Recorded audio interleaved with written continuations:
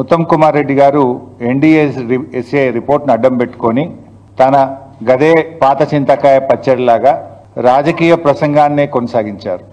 ఉన్క మీద రోకలేసి దంచినట్టు తప్ప ఉత్తమ్ కుమార్ రెడ్డి మాటల్లో కొత్త సంగతి లేదు, సబ్జెక్టు లేదు, సారం కూడా లేదు. ఊకదంపుడు ప్రసంగంతో బహుశా జర్నలిస్టులను కూడా నేను చూస్తూ ఉంటే ప్రెస్ మీట్లో జర్నలిస్టులకు కూడా ఒక పరీక్ష పెట్టినట్టు పెట్టిండు. చెప్పిందే చెప్పుడు. ఆ మాత్రం దానికి 2 చోట్ల ప్లేసులు మార్చిండు, ప్రెస్ మీట్ ప్లేసులు మార్చిండు, 2-3 సార్లు టైం మార్చిండు. తీరా చూస్తే ఉత్తమ్ గారు సరిగ్గా ప్రిపేర్ అయినట్టు నాకైతే అనిపించలేదు. ఎంత దారుణం అంటే అసలు ఏదో కొండందవి వెల్కమ్ పెట్టినట్టు చేసిండు ఆయన. నేను కూడా ఎన్డీఎస్ఏ రిపోర్ట్ మొత్తం వాళ్ళు ఏం చెప్పిండ్రు para wise point wise I would like to explain.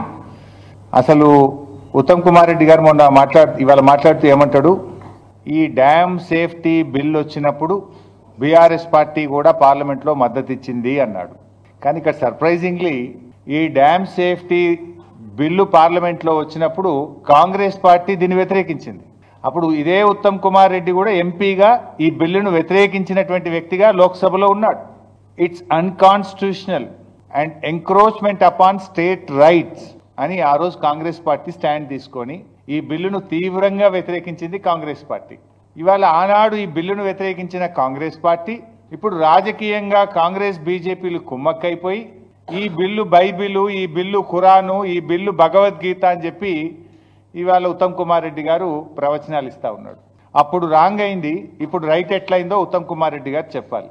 ఇవాళ ఎన్డీఎస్ఏ రిపోర్ట్లో ఎక్కడ కూడా మేడిగడ్డ నిర్మాణంలో అవినీతి జరిగిందనే ప్రస్తావనే రాలేదు. కానీ ఉత్తమ్ కుమార్ రెడ్డి గారు మాత్రం లేనిది ఉన్నట్టు ఎన్డీఎస్ఏ రిపోర్ట్లో ఏదో మొత్తం అవినీతి జరిగిందని ఎన్డీఎస్ఏ రిపోర్ట్ ఇచ్చినట్టు భ్రమలు కల్పించేటువంటి ప్రయత్నం చేశారు.